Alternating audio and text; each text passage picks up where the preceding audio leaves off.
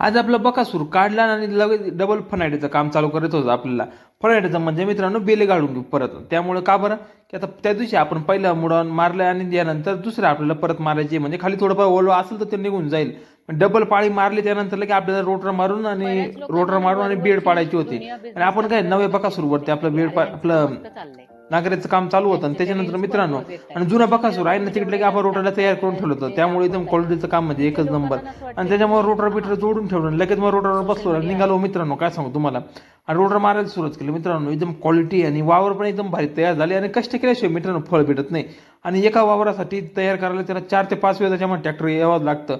ते काय नांगरायचं त्याच्यानंतर रोटर मारायचं परत बेले आळायचे वाळण्यासाठी त्याच्यानंतर परत रोटर मारायचे बेड पाडायचे.